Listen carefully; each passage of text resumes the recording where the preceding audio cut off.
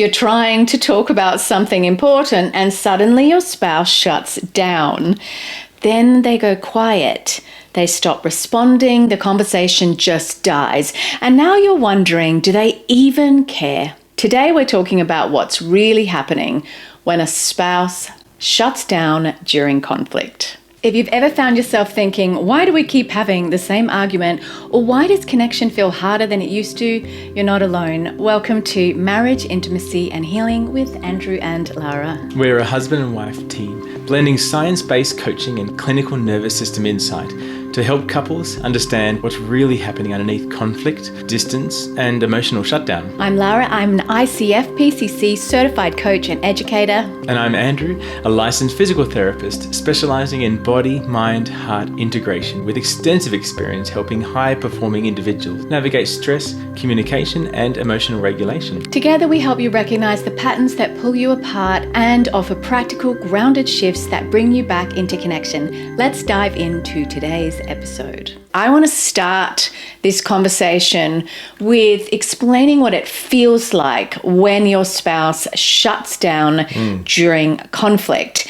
It might feel like one partner is trying to talk, but they feel ignored or feel abandoned mid-conversation or worrying that the relationship just doesn't feel important to the other person in that moment. It's funny the messages that we hear that aren't being spoken, right? Yeah. Because so much of communication is not what we're saying. Yeah, and we can feed off each other. So, one can be not hearing anything back and getting a message through that, and the other is just not aware that they're actually coming across shut down, but they're going through a lot of things. It's complex. It's funny because going on a diet to lose weight is actually extremely hard, but losing weight in theory is just, eat healthy and exercise.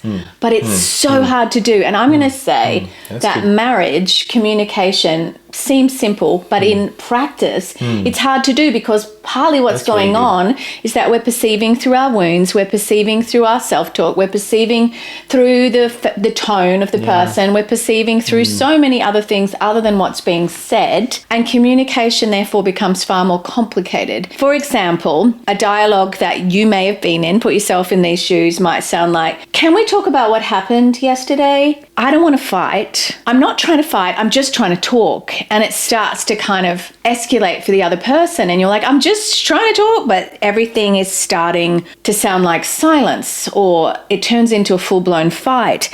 But the emotional underlayer might be something like this: loneliness, frustration, fear of disconnection. So really what's happening is it's like, I'm feeling really lonely. I feel disconnected from you. I'm in fear of that. But that's not what I said. Yeah. But starting that conflict with you was what I was saying, even if I didn't know it.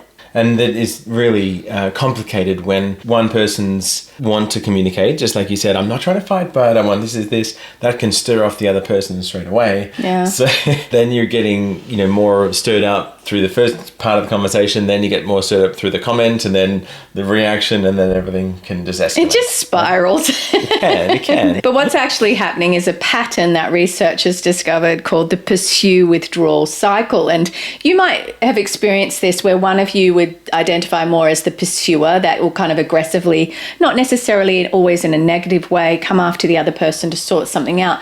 And the other kind of is more mouse-like, maybe. They kind of want to go and hide in their room. They sometimes, in worst case scenarios, maybe don't talk for 3 days, and there's just complete shutdown for days. It's just, they don't know how to process it. But what's interesting about this is what's happening underneath. So you've got that one pursuer, maybe that's you, or you've got the withdrawer who's actually withdrawing from the intensity of the pursuer.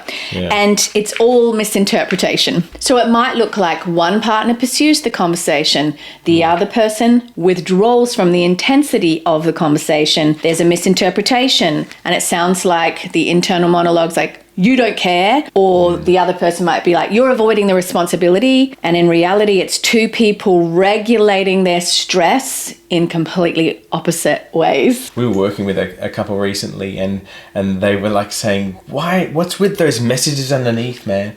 Why do they have to be so strong? Like, maybe there's a problem, we've got a problem, there's too many messages going on. I'm like, the messages are normal. This is normal human being life. Yes. You know, so it's interpreting them, it's for me de-escalating what's happening in me, and it's then communicating well, and I'm not going to do it perfectly all the time. So it's just navigating this thing. That's really important what Andrew said, because often we feel like I'm broken or we're broken or our relationship sucks. Why does everyone else have it better?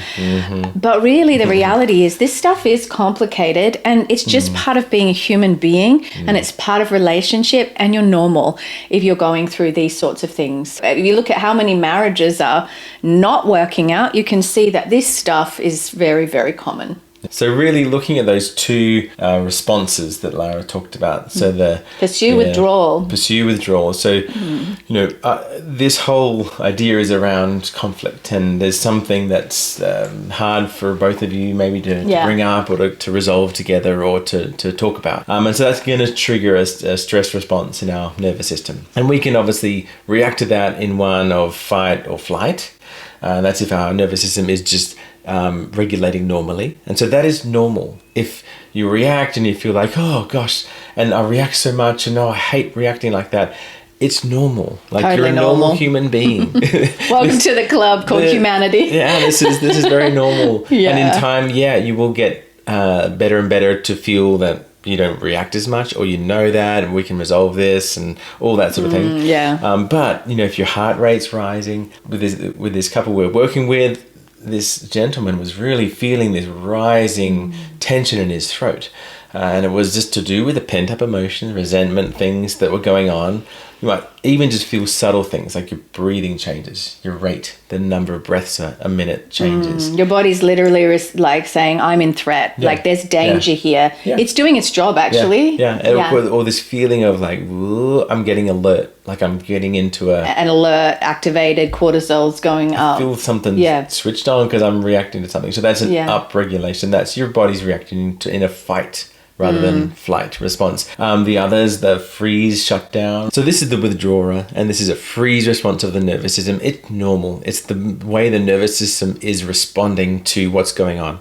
And there's just a lot of emotions that are going on within you, and that is pushing your body into this freeze reaction.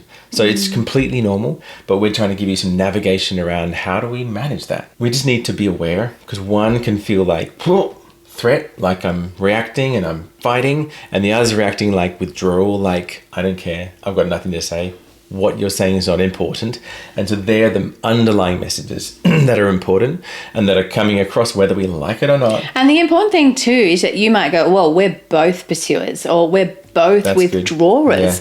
And that's normal too, because you can be any combination of these patterns. Correct. But the important thing is to realize, oh, my body's doing its job actually. My nervous system is registering threat, and I'm behaving therefore in a way that I'm under threat. However, the way we perceive threat is not always accurate, because the messages we're receiving aren't always accurate. And that's where we go back to the thing of, we know how to lose weight, but doing the diet's really, really difficult. This is where it gets complicated. I love that analogy. You're so cool. Thanks, That's so good.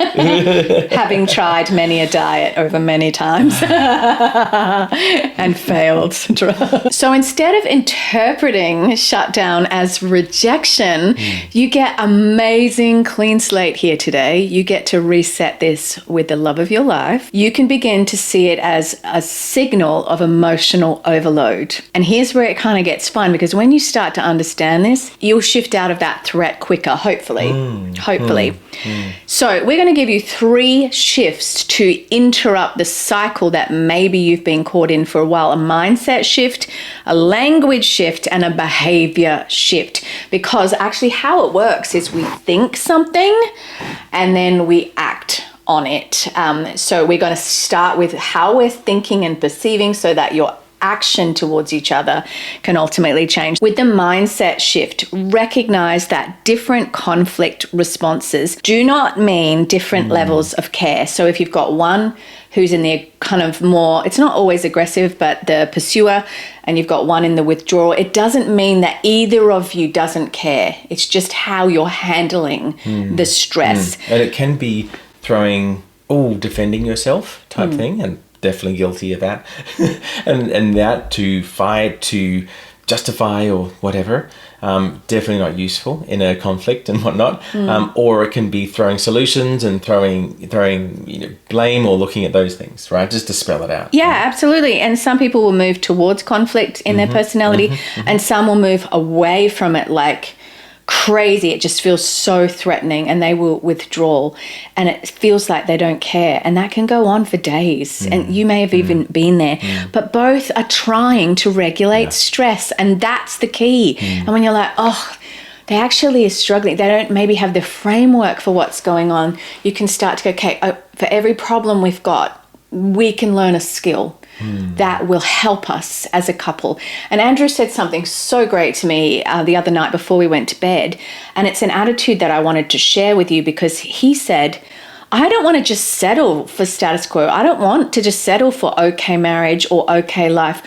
I want to fight for, if I'm going to fight for anything, for the best marriage, the best version of myself. So if you're listening and you're feeling like, yeah, it's never going to change, my partner's not going to change, let me tell you, little coach to listener, really important reframe, because when you change your behavior, it changes how other people treat you around. So if you feel out of control, like I can't make the other person come on board with this, and this is something we hear in coaching a lot, repeatedly someone will go, I don't think they're going to come on board. I've tried that. They're not going to. When you work on your own behavior, it really affects what's going on around you. You would be amazed. And I'm not saying once, I tried it, Lara, and it didn't work. Repeatedly starting to shift your own behavior will start to shift the other person's behavior too. Most of the time. There's always exceptions to every rule, but you've got to try it before you diss it. And it's almost like this is contagious. So that attitude, if I've got positivity, I've got growth mindset, and that idea towards, I just want the best, I can change, we can change something about this, and this isn't going to be my future tomorrow because we can get better at it today, and it's not going to be perfect today, but I'm going to be one step further or something, that catches on, and that's contagious, and it's just something that can ricochet on. What blocks that? This is important. What blocks that is thinking, well, I've done my part. They don't deserve for me to behave well. They don't deserve for me to be nice. They don't deserve for me. I'm doing all the hard work here. That's problematic, because the I don't deserve is your wound. It's the pain that you're feeling, the hurt and the sad that you're feeling. And that emotion, that matters. And really that emotion is telling you something. It's telling you need to move towards safety. So stop trying. But when you realize, no, don't stop trying, because what is the alternative? What is the alternative for your life if you don't shift you? If you can't control how other people in the world will behave, but you can control you.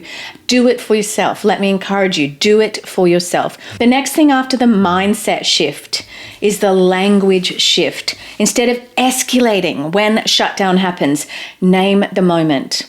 And I don't mean in an aggressive way. An example of this might be, I think we might both be getting a little overwhelmed right now. This reduces the blame and invites cooperation.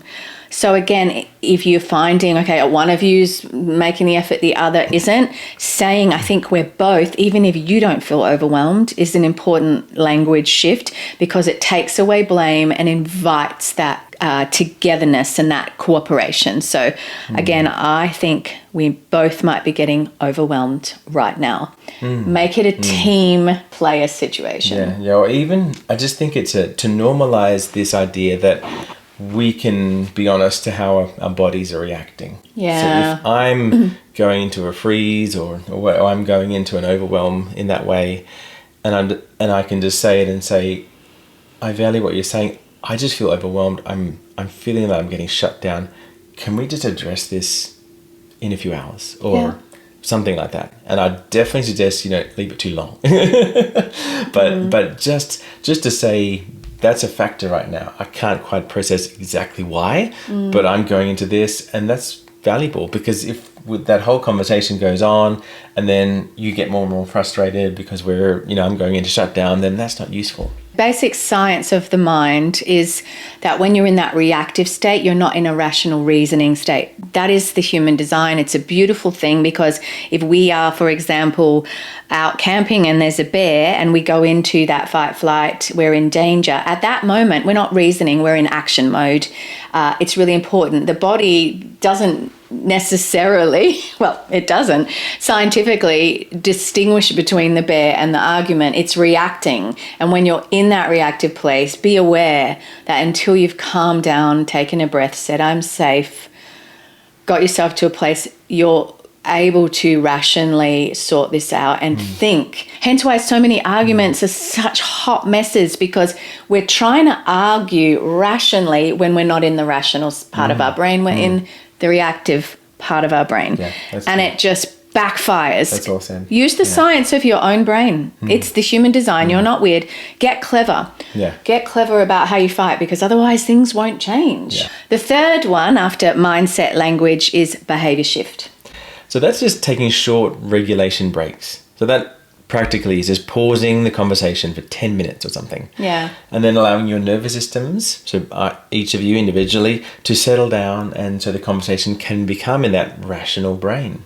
Now, over time, remember, these are new skills you're learning, therefore they will, and I will repeat that, will take time to integrate into being normal. Andrew and I have been through this. Every time we put a new skill into our marriage, it's so awkward and clumsy at first that it almost feels like how are we going to stick with this? This doesn't feel natural. Yeah.